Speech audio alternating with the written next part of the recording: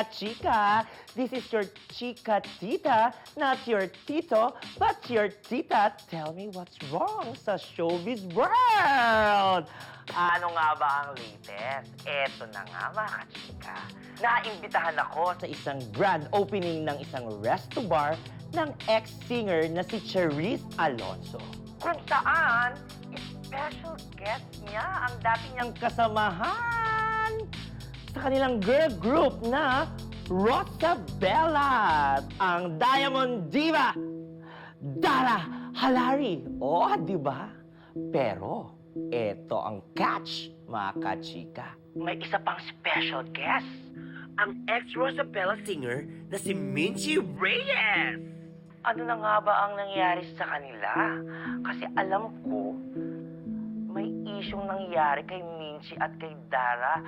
Mga ano yan mga way back 19 years ago. Hindi ko na masyado matandaan kung anong year yon. Pero ang tanda ko lang, may issue sila. So mga kachika, ano to? Reconciliation or confrontation? Ito ang sinasabi kong ayokong mangyari. We try so hard to bury the horrible past, and yet parang ikaw pa ang gumagawa ng paraan para hukayin ito muli.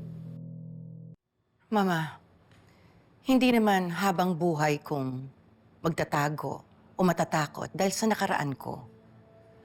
Maliit lang yung mundo ng ginagalawan namin. At alam ko naman na darating yung moment na yon na magkikita kami ni Minchie. And besides, bakit naman ako ang kailangang matakot o umiwas?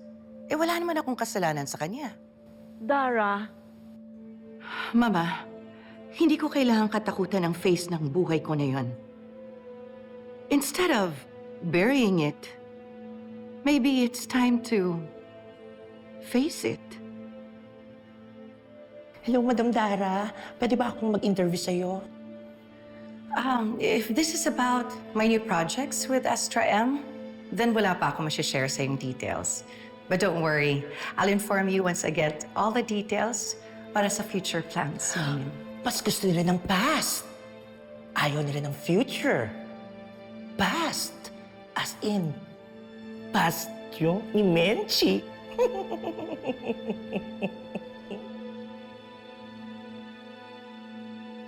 Chiquitita, wala nang interesado sa past. Excuse us.